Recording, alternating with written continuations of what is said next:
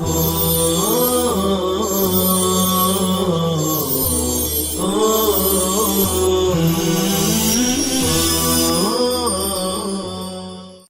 اللہ رب العزت کا جناب شکر ہے کہ اللہ رب العزت نے ہمیں ایمان اور اسلام جیسے عظیم نعمت سے نوازا ہے۔ ایمان اور اسلام یہ اللہ کی وہ نعمت ہے جو اللہ رب العزت بندوں کو عطا فرماتا ہے جس سے اللہ راضی ہوتا ہے۔ اصل دلیل ہوتا ہے اللہ مجھے ایمان اور اسلام سے محروم کرتا ہے۔ ایمان اور اسلام کیا ہے؟ ایمان اور اسلام، ایمان کا سب سے پہلا تقاضا کیا ہے؟ اللہ کی وحدانیت پر ایمان ہے کہ کائنات کا بنانے والا، کائنات کا چلانے والا، کائنات کی ہر چیز کس کے قبضے گزرتے ہیں؟ اللہ۔ یہ میرا اور آپ کا ایمان ہے۔ آمنت باللہ، ایمان لایا ہے اللہ پر، وہ ملائکتہ اور اس کے فرشتوں پر، وہ کتبہ اور اس کی کتابوں پر، وہ رسولہ اور اس کے رسولوں پر، والقدر خیرہ وشرہ من اللہ تعالی، اور تقدیر پر کہ اچھی یا بری تقدیر اللہ کی طرف سے ہے، والبعث بعد الموت اور مرنے کے بعد دوبارہ زندہ ہونے پر۔ یہ ایمان کے ارکان ہیں۔ تو اللہ رب العزت نے یہ ایسی نعمت عطا فرمائی۔ سیدنا حضرت علی کرم اللہ وجہہ رضی اللہ عنہ فرمایا کرتے تھے کہ دنیا میں انسان کو ملنے والی نعمتوں میں سب سے بڑی نعمت نعمت ایمان۔ ایمان اور اسلام ہم سے کیا تقاضا کرتا ہے؟ ایمان اور اسلام کا تقاضا ہم سے یہ ہے کہ ہم اس دنیا میں جس مقصد سے آئے ہیں اس مقصد کو سامنے رکھ کر زندگی گزاریں۔ اس دنیا میں آنے کا مقصد کیا ہے؟ اللہ نے خیر اور شر دونوں کو پیدا کیا، اچھائی اور برائی دونوں کو پیدا کیا، اور پھر اس کے بعد انسان کو اس دنیا میں بھیج دیا اور انسان سے کہا کہ بھائی یہ خیر اور شر ہے، تمہیں اختیار ہے، تمہیں چاہے خیر کو اختیار کرو اور اگر تمہیں چاہو تو تم شر کو اختیار کرو۔ اگر خیر کو اختیار کرو گے تو مجھے راضی کر لو گے اور جنت کو پالو گے، اور اگر شر اور برائی کو اختیار کرو گے تو جہنم کے مستحق ہو جاؤ گے اور مجھے ناراض کرو گے۔ یہ ہے ایمان اور اسلام کا خلاصہ۔ تو اللہ رب العزت کو راضی کرنے کے لیے زندگی میں جینا، ابتغاء مرضات اللہ۔ حضرات صحابہ کرام رضوان اللہ تعالی عنہم کے بارے میں قرآن کریم نے بیان کیا، وہ جو بھی عمل کرتے تھے، سیماہم فی وجوہہم من اثر السجود ذلک مثلهم فی التوراۃ ومثلهم فی الانجیل کزرع اخرج شطأه فآزره فاستغلظ واستوى على سوقه يعجب الزراع ليغيظ بهم الكفار۔ قرآن کریم نے اس بات کو بیان کیا کہ اس دنیا میں انسان امتحان اور آزمائش کے لیے آیا ہے، اور اس امتحان اور آزمائش میں انسان کو اللہ کی رضامندی کو دیکھ کر زندگی گزارنا ہے۔ ہم جس مہینے سے گزر رہے ہیں یہ محرم الحرام کا مہینہ ہے، یہ اسلامی تاریخ کا پہلا مہینہ ہے۔ قرآن کریم میں اللہ رب العزت نے ارشاد فرمایا ان عدۃ الشہور عند اللہ 12 شهرا فی کتاب اللہ یوم خلق السماوات والارض منها 4 حرم ذلك الدین القیم ولا تظلموا فیہن انفسکم۔ تو قرآن کریم نے اس آیت کریمہ کو بیان کیا کہ یہ جو 12 مہینے کا سسٹم ہے، یہ سسٹم کیسا ہے؟ حدیث پاک میں نبی کریم صلی اللہ علیہ وسلم نے ارشاد فرمایا کہ جب سے دنیا کو اللہ نے بنایا 12 مہینے کا نظام بنایا۔ کیا بنایا؟ 12 مہینے کا نظام۔ تو قرآن نے اسی کو بیان کیا کہ عدۃ الشہور عند اللہ 12 شهرا، کہ سال کے 12 مہینے کی گنتی کی تعیین یہ اللہ نے کی ہے۔ منها 4 حرم، ان میں سے 4 حرمت کے مہینے ہیں۔ حرمت کے جو 4 مہینے ہیں ان میں 3 ایک ساتھ آتے ہیں، ذی القعدہ، ذی الحجہ، محرم، اور ایک رجب المرجب کا مہینہ۔ یہ حرمت کا مہینہ کہا جاتا ہے۔ شہر محرم کو شہر اللہ الحرام کہا جاتا ہے۔ محرم الحرام میں ہم لوگ بہت ساری عجیب و غریب طرح کی چیزیں ہمارے معاشرے کے اندر لڑائی ہے، لیکن شریعت ہم سے محرم میں کیا چاہتی ہے؟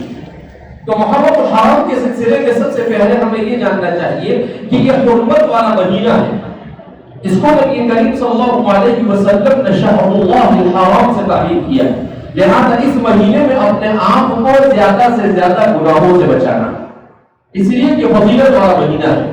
حدیث پاک میں نبی کریم صلی اللہ علیہ وسلم نے ارشاد فرمایا کہ محرم الحرام کے مہینہ یہ اللہ کے پسندیدہ مہینوں میں سے ہے۔ اسی لیے روایت میں حضرت عبداللہ بن عمر رضی اللہ تعالیٰ عنہ فرماتے ہیں کہ نبی کریم صلی اللہ علیہ وسلم نے ارشاد فرمایا افضل الصیام بعد رمضان شهر اللہ المحرم، سب سے افضل ترین روزہ رمضان المبارک کے روزوں کے بعد اگر کوئی ہے تو وہ اللہ کے مہینے محرم الحرام کا ہے۔ محرم الحرام کا یہ مخصوص عمل ہے کہ محرم الحرام کی 9 اور 10 تاریخ کو مسنون ہے روزہ رکھنا، یا 10 یا 11 کو۔ زیادہ افضل ہے 9 اور 10 کو، کل 9 ہے اور پرسوں 10 ہے، سنیچر کو 9 ہے اور پرسوں 10 ہے، لہذا ہمیں کوشش کرنی چاہیے کہ ہمارے گھر کا ہر فرد اس روزے کا اہتمام کرے۔ اللہ کے رسول صلی اللہ علیہ وسلم نے ارشاد فرمایا یکفر السنۃ الماضیہ، یہ ایک روزہ پچھلے سال کے تمام گناہوں کو معاف کر دیتا ہے۔ ایک روزہ رکھنے سے پچھلے سال کے تمام گناہ کیا ہو جاتے ہیں؟ معاف ہو جاتے ہیں۔ تو ظاہر سی بات ہے ہم تو ایسی دنیا میں جی رہے ہیں جہاں قدم قدم پر گناہ ہو رہے ہیں، تو ہمیں بہت ضرورت ہے اس طرح کی چانس کو اور گولڈن چانس کو ڈھونڈتے رہنے کی۔ لہذا ہمیں کوشش کرنی چاہیے کہ ہمارا نوجوان، ہمارا بوڑھا، ہمارے مرد، ہماری عورتیں، ہمارے بچے سب اس روزے کا اہتمام کریں۔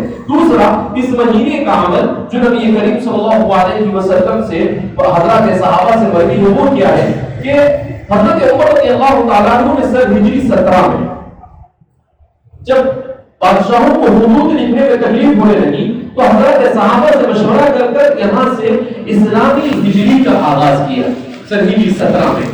تو اسلام میں بات آئی کہ بھئی کیا کرنا چاہیے، اسلامی سال کا آغاز کہاں سے کرنا چاہیے، تو مختلف مشورے آئے۔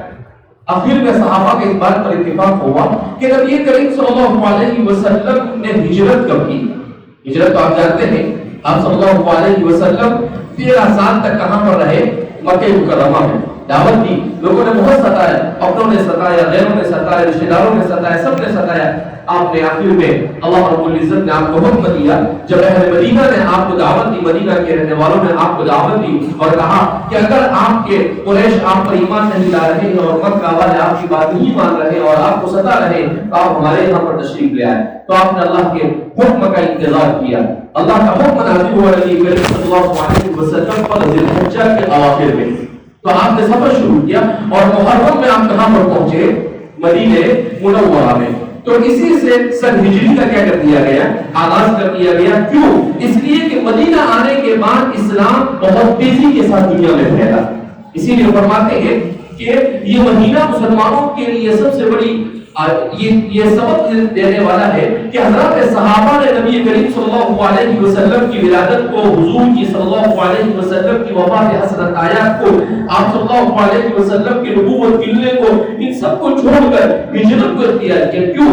اس لیے کہ یہ سبق دینے کے لیے کہ اللہ کے رسول صلی اللہ علیہ وسلم اور آپ کے صحابہ پر انتہائی ظلم کیا گیا، آپ پر بہت نازک حالات آئے، بہت ستایا گیا، مگر اس کے باوجود آپ نے ان کے ساتھ کمپرومائز نہیں کیا۔ کس معاملے میں کمپرومائز نہیں کیا؟ دین کے معاملے میں، یہاں تک کہ آپ کو اپنا وطن چھوڑنا پڑا اور آپ مدینہ منورہ کیا ہو گئے؟ چلے گئے۔ تو کہا اس سے سب سے بڑا سبق یہ ملتا ہے کہ دین کے معاملے میں کسی طرح کا کمپرومائز مسلمان کی طبیعت میں ہونا چاہیے نہیں۔ مسلمان یہ کہے گا کہ بھائی ہم نماز سے کمپرومائز کر سکتے نہیں، ہم توحید سے کمپرومائز کر سکتے نہیں، یہ ہمارے اساس اور بنیاد ہے، یہی میری اور آپ کی نجات کا ذریعہ ہے۔ لہذا اس بنا پر ہجرت کا سب سے اہم ترین سبق یہی ہے۔ تو ہمیں کوشش کرنی چاہیے کہ اس مہینے میں نبی کریم صلی اللہ علیہ وسلم کی صحابہ کی سیرتوں کا مطالعہ کریں۔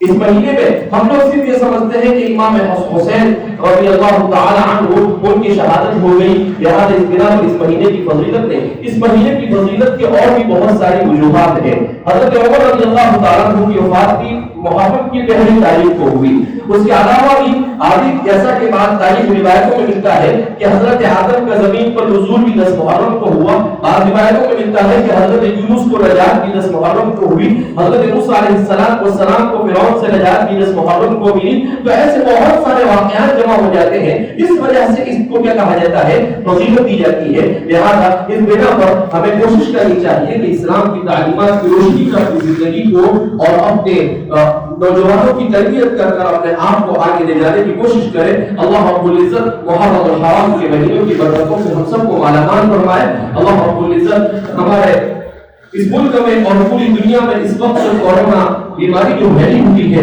اللہ اس بیماری سے ہم سب کی حفاظت فرمائے، اللہ پوری انسانیت کو اس سے نجات نصیب فرمائے، اور اللہ رب العزت ہم سب کو مودت کے ساتھ، محبت کے ساتھ، ایک دوسرے کے احترام کے ساتھ، ایک دوسرے کے ساتھ بھلائی کا معاملہ کرنے کے ساتھ زندگی گزارنے کی توفیق مرحمت فرمائے، اور اللہ ہم سب کو محرم الحرام کی فضیلت کو سننے کے بعد اس کا روزہ رکھنے کی توفیق مرحمت فرمائے، اللہ ہم سب سے راضی ہو جائے، وآخر دعوانا الحمد للہ رب العالمین۔